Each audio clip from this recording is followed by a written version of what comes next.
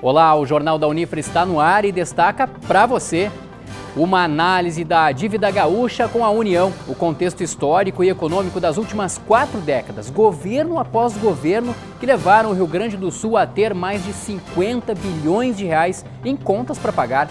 O Simpósio de Ensino, Pesquisa e Extensão do Centro Universitário Franciscano, a partir do tema Olhares Sustentáveis em Favor da Vida, debate em sua 3ª conferência Cidades Criativas e Inteligência Coletiva.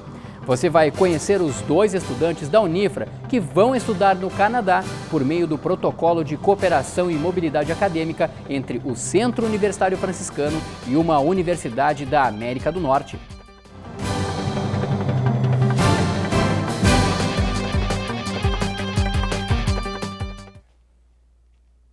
As contas públicas do Rio Grande do Sul ultrapassam os 50 bilhões de reais. Se buscarmos uma explicação para esta dívida, vamos descobrir que o estado em que vivemos gastou acima da arrecadação em 37 dos últimos 44 anos. Para analisar este contexto econômico e a crise nas finanças públicas gaúchas, convidamos o professor do curso de Ciências Econômicas do Centro Universitário Franciscano, Matheus Froza, a participar do Jornal da Unifra. Professor, seja mais uma vez muito bem-vindo aqui ao Jornal da Unifra. Obrigado mais uma vez. Gostaríamos de falar de um assunto extremamente positivo de economia, mas o contexto, mais uma vez, não é isso. E eu, na verdade, lhe convido já para olhar o primeiro gráfico que a gente tem aqui para a gente analisar, então, a dívida pública do Rio Grande do Sul. Nós fizemos uma análise, professor, uma pesquisa, e na década de 70, com o governador Walter Barcelos, 1,67 bilhão foi a dívida do Estado. Foi a partir desse momento que o Rio Grande do Sul começou a dever. Exatamente, teve uma dívida bilionária, né? E nós tivemos aí de 71 a 75 com Euclides Triquês 6,17 bilhões e fechamos a década de 70 com Simval Guazelli com uma dívida de 7,41 bilhões. O que levou o Estado, professor, em pouco mais de 9, quase 10 anos, aí a praticamente a chegar à cifra do bilhão, quintuplicar a dívida que ele tinha? Na verdade, até certo ponto, os historiadores, mas também os cientistas econômicos afirmam que é anterior a 70. Quando o Rio Grande do Sul ficou praticamente excluso do plano de metas do JK.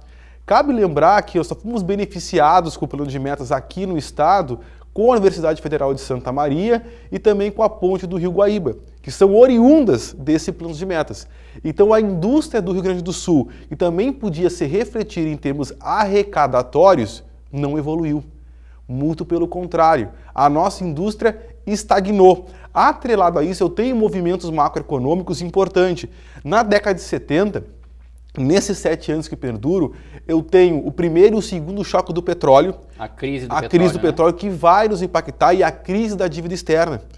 E isso realmente impacta o nosso estado, que já era deficitário, já era devedor, e quando chegou aqui, como o Giareta falou, quintuplicou a nossa dívida. Fatores internos influenciaram e também fatores externos oriundo dessa época. O fato é que nesse período nós vivíamos o regime militar. Sim. E foi nesse período que até por uma espécie de sustentação do governo, do regime, o dinheiro, o acesso ao dinheiro foi muito amplo, né, para cidades, para municípios, claro, para estados. Só que, acredito, professor, em virtude da crise do petróleo, né, de 73 a 79, os juros se elevaram e, claro, automaticamente os números acabaram se traduzindo. Duplicou ou quintuplicou a dívida. Mas também chama a atenção que boa parte dos governos militares, eles são gaúchos. Foram gaúchos. Foram gaúchos. E nunca, em nenhum momento, foi estendida a mão para o nosso estado.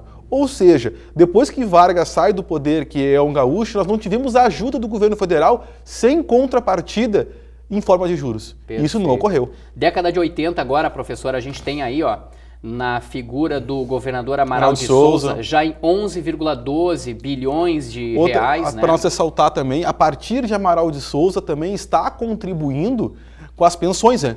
Então a viúva de Amaral de Souza, Jair Soares, Pedro Simon, Simval Guazelli, Silva ainda é vivo, mas recebe ou tem direito a benefícios do Estado em termos de pensões. Olha isso. Oneram o cofre do Estado. A gente teve o Jair Soares, que enfrentou uma greve de professores com 17 bilhões de reais de dívidas.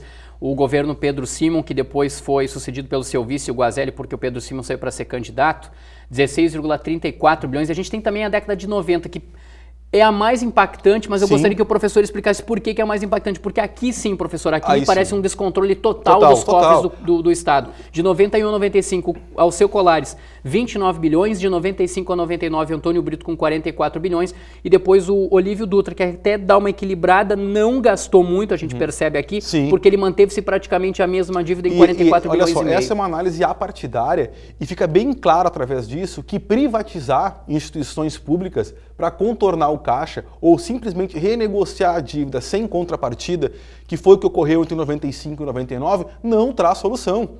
Então, simplesmente privatizar e renegociar ou aumentar impostos, como foi feito no governo Antônio Brito entre 95 e 99, não é o caminho por aí. Não é por aí que eu tenho que seguir. Eu acho que o último estágio ainda é a privatização e o aumento de impostos. Eu tenho que procurar alternativas para não chegar nelas. Mas parece, a meu ver, que nós pulamos etapas e já parcelamos salário, como isso vai trazer algum benefício. Exato. Bom, a gente teve aí, então, a primeira década do século XXI. Claro, o Plano Real impacta também com certeza. Negativamente, quando eu tiro o ganho inflacionário do governo.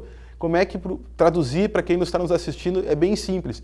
Como a inflação reajustava do dia para a noite, até no próprio overnight que existia isso, o meu imposto também era reajustado. Então, quando os preços subiam, automaticamente aumentava a minha arrecadação. Quando eu estabilizei a moeda, a minha arrecadação caiu, o que me forçou também a buscar novos empréstimos. Exatamente. A gente tem, professor, mais especificamente já na primeira década do século XXI, Germano Rigoto também mantém uma dívida muito parecida, 45,85 bilhões. Ieda Grussi aqui surge, de fato, o primeiro parcelamento de salários, mas foi um parcelamento buscado no Banco do Estado, né, de 2007 a 2011. Aí, e ela Mais uma vez, os dados demonstram que o déficit zero ele foi positivo? Foi. Mas em termos de impacto de bilhões, não, porque o Germano Rigoto não fez déficit zero e gastou menos que ele. Exatamente, perceba-se mais uma vez que a gente deixa bem claro que é apartidário esse comentário, 46 bilhões de dívida Ieda Cruz, o Tarso Genro herdou isso e dados recentes da dívida pública estadual aí da Secretaria da Fazenda apontam que ele teria deixado uma dívida de 54 bilhões de reais aí para o governo Sartori. Havia outra maneira, professor, de daqui a pouco não parcelar salários? O que seria o caminho dentro da economia? Que seria uma pirâmide para chegar a este ponto. Eu acho que o último ponto é o parcelamento de salários. Esse é o último ponto. Talvez se eu tenha que aumentar impostos, sim, talvez eu tenha que aumentar impostos. Ok, eu posso novamente fracionar as ações do Banrisul, levar as ações do Banrisul ao mercado e fracioná-las, que chamam de IPO, o nome disso. Ou seja, uma ação que vale R$20 hoje, eu fraciono ela para R$10. Então, se eu tenho uma ação de 20, agora eu vou ter duas ações de 10. Automaticamente eu vou aumentar a oferta de ações. Este é um caminho. O outro caminho, eu tenho que pegar e fazer o judiciário, ou convencer o judiciário a devolver esse dinheiro. Ou seja, o excesso, da mesma forma o legislativo. Que eu não tenha que pegar e dar todo o dinheiro para o ano inteiro do judiciário e todo o ano do legislativo, que eu posso jogar com esse dinheiro. Essa é uma alternativa. Estamos discutindo no meio de crise, greve e parcelamentos, e neste mesmo período, os defensores públicos do Estado aumentaram em R$80 as suas diárias de deslocamento. Como é que autorizaram isso? Não é que autorizaram, isso já estava previsto, porque a verba do judiciário é diferente deste poder, como é do legislativo. Eu não vejo articulação, essa medida pegou de calça curta tanto a oposição quanto a situação, porque não foi discutido um caminho. E não é criar um grupo de trabalho, simplesmente. Eu não preciso criar um grupo de trabalho. Eu preciso agir. Olha, eu preciso aumentar impostos, ser sincero e vir a público falar. Isso sim, eu acho que faltou ao nosso governador e justificar. Eu preciso aumentar os impostos para honrar os salários. Essa de todos os setores. Essa é uma justificativa plausível. Perfeito. Eu preciso vender a Ceasa. Isso é plausível. Eu preciso pedagiar mais estrada. Isso é plausível e seria até compreensível a um certo ponto. Mas não parcelar o salário e pegar todos os calça curta. Eu tenho mais uma tela aqui, professor, para explicar bem, para a gente encerrar. Em dias atuais, então, nós temos essa dívida de 54 bilhões aí, né? Cada ano o Rio Grande do Sul tem pago cerca de 3 bilhões de juros só de serviço da dívida. E nós já estamos numa situação muito perigosa, 25% do PIB gaúcho, que hoje é de 330 bilhões, né? uma situação muito perigosa, ou seja, tem que se abrir o olho, né? Será que dá para pagar essa dívida a curto prazo? Não, a dívida não é que é paga, eu preciso também de uma complacente do governo federal também, de um período de 6 meses até 1 ano que eu não pague esses juros e que eu não tenha amortização, que eu pague só o valor da dívida. Eu vou ter que renegociar, mas sem a contrapartida dos juros. Se o momento é de socorro, eu tenho que buscar ajuda. Mas como me chama a atenção, na gama de estados da federação no qual nós estamos presentes, só o Rio Grande do Sul chegou a esse extremo? Ou eu tenho mais estados na mesma situação e já mudaram o seu modelo de gestão para sair dessa situação? É isso que tem que ter cuidado. Eu acho que esta é a preocupação que temos que ter. Tirar os FGs, tirar os CCs, o número de secretários.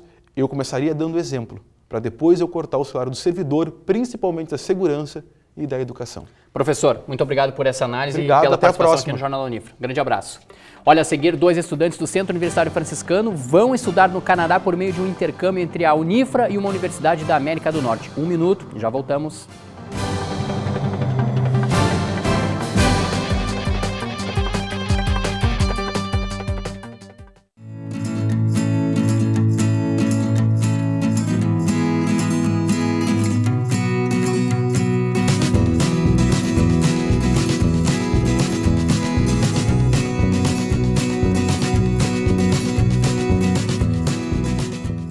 Por meio da educação, milhares de jovens colaboradores e pesquisadores compartilham suas experiências em um ambiente vivo, amparado na liberdade de pensar e criar. A comunidade universitária é um lugar em que o estudante pode desenvolver seu perfil próprio, enriquecendo assim o bem comum. Polo Nacional de Inovação por meio da Nanociência é referência em qualidade de ensino no Rio Grande do Sul. Centro Universitário Franciscano, uma universidade para suas aspirações.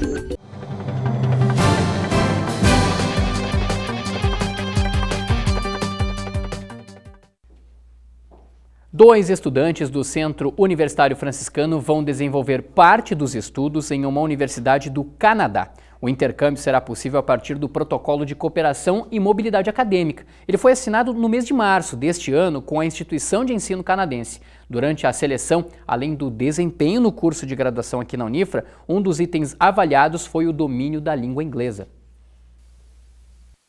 Alberto está no 7º semestre do curso de Direito. Agora ele se prepara para estudar por um semestre na King's College, no Canadá. A oportunidade veio através de um convênio entre o Centro Universitário Franciscano e a Universidade Canadense.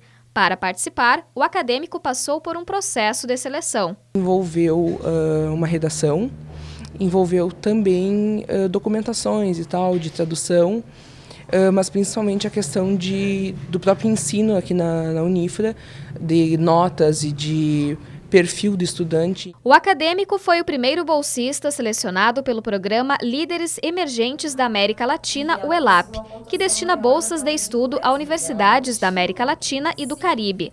Uma estudante do curso de Letras também foi contemplada, mas somente através do convênio com a King's College. Um dos requisitos para que os estudantes fossem aprovados foi o domínio do inglês.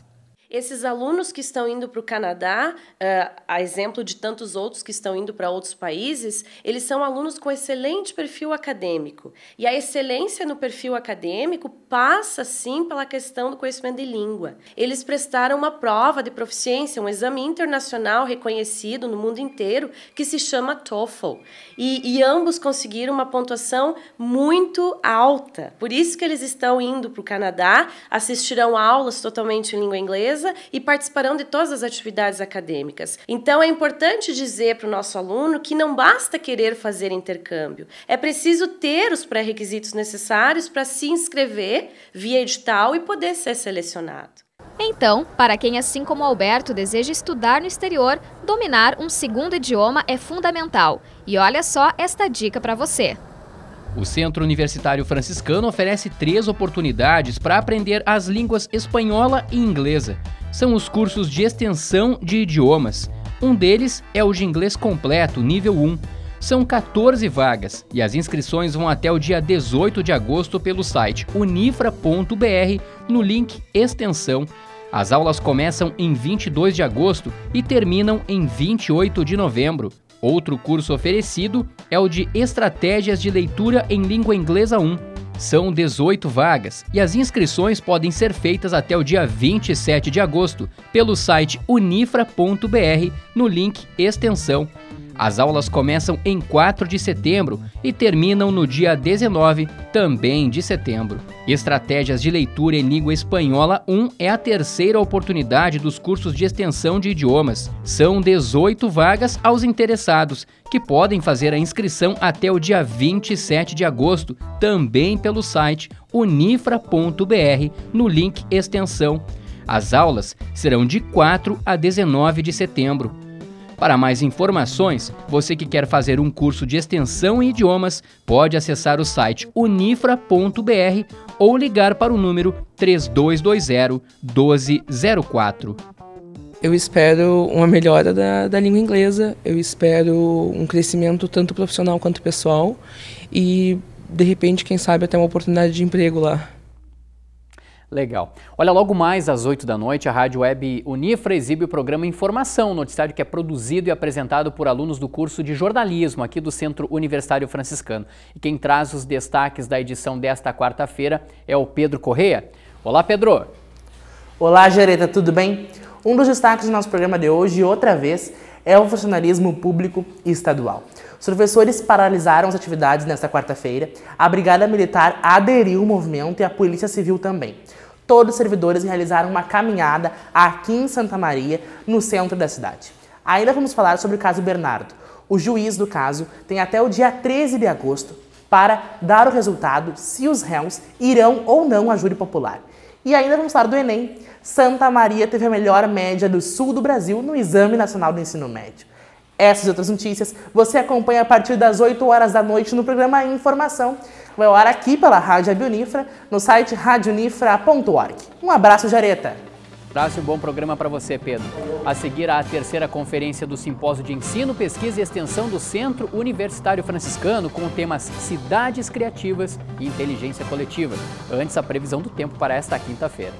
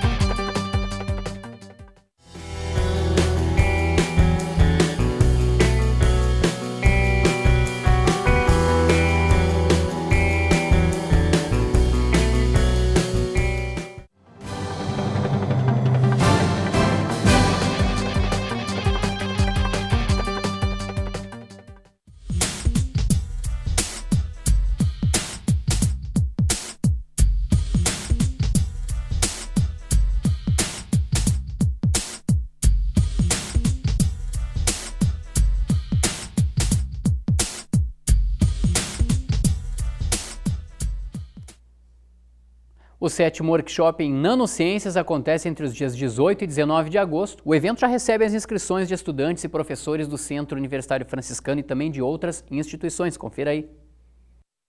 O workshop quer oferecer a troca de experiências nas áreas de biociências e nanomateriais entre estudantes, professores e pesquisadores.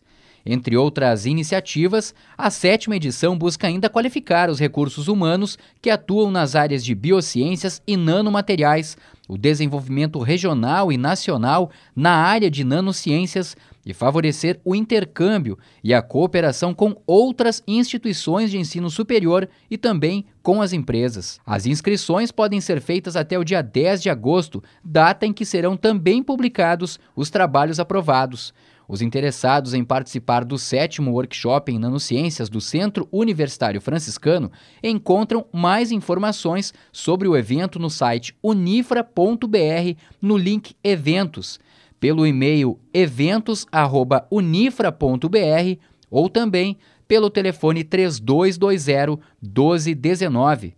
O 7º workshop em Nanociências acontece entre os dias 18 e 19 de agosto na sala de videoconferências do prédio 16, no conjunto 3 do Centro Universitário Franciscano. O Simpósio de Ensino, Pesquisa e Extensão, o CEP, do Centro Universitário Franciscano, realizou nesta quarta-feira sua terceira conferência. O assunto em análise foi cidades criativas e inteligência coletiva, a cidade por nós mesmos. E de que maneira este pensamento pode influenciar na nossa vida, conversamos com a professora Ana Carla Fonseca, coordenadora dos cursos de pós-graduação em Economia, Cultura e Cidades da Fundação Getúlio Vargas, e também com o professor José Alejandro Castanhé, atuante em estratégia, desenvolvimento urbano, turismo e educação. Os dois conferencistas da noite estavam embarcando para Santa Maria e gentilmente concederam uma rápida entrevista para a gente. Vamos dar uma olhada. Professora Ana Carla, de que maneira uma cidade pode ser criativa?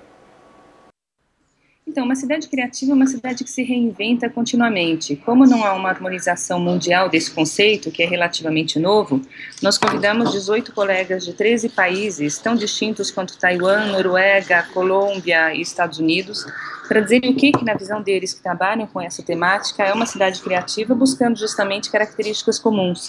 E nós chegamos à conclusão de que há pelo menos 3 características, independentemente da escala da cidade, de sua situação socioeconômica e de sua história.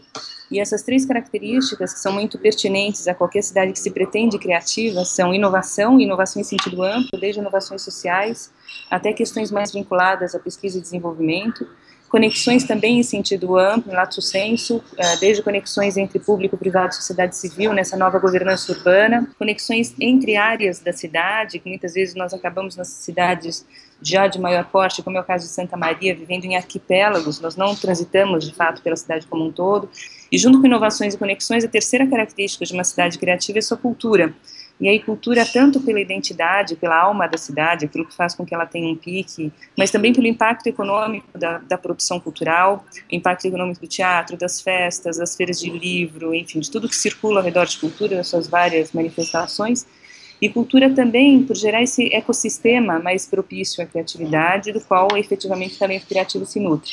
Então essas são 3 características adaptáveis a quaisquer contextos e que claramente têm de ser perseguidas quando uma cidade pretende se transformar a partir de sua criatividade. Ok, muito obrigado, professora Ana Carla Fonseca, pela participação aqui no Jornal da Unifra. Eu aproveito e pergunto agora para o professor José Alejandro Castanhé. Professor, o senhor é argentino, é de Buenos Aires, é torcedor do River Plate, mas eu gostaria que o senhor explicasse para a gente aí de que maneira nós podemos estimular e até aproveitar a inteligência coletiva para o desenvolvimento sustentável das cidades. Ante tudo, hay que saber a qué falamos cuando falamos de inteligencia colectiva. Inteligencia colectiva en pequeños y en grandes territorios, falamos justamente como una capacidad de un grupo de individuos para optimizar colaborativamente as decisões que afetam a seu entorno como coletivo. Agora bem, depende da arquitetura que tem de participação, vai ser o tipo de interações que você pode ter em uma sociedade, coletivo, comunidade. As cidades são todas complexas, que precisa ter mais gente que tenha inovações, criatividade, porque você pode ter muito mais talento e pode ter melhores resultados para fazer uma consulta coletiva e fazer outro tipo de troca. Temos em cidades pequenas, grandes, é justamente como se vem trabalhando agora. Uma nova apertura, com novas governanças, novas complexidades, e bueno, tudo isso está fazendo que esta massa de pessoas que são esses talentos, como empiezan a trabalhar e como as cidades procuram reter esses talentos para justamente gerar em forma conjunta esses novos modelos de governança, esses modos de fazer territórios muito mais criativos, abrangentes e mais vivíveis. Ok. José Alejandro Castanhé, muito obrigado pela participação no Jornal da Unifra. Um abraço, até mais. Valeu, olha, o Jornal da Unifra fica por aqui. Você também pode conferir a nossa programação no nosso canal do YouTube, o Unifra Online. Aproveita e acessa lá. Um grande abraço a todos. Até mais.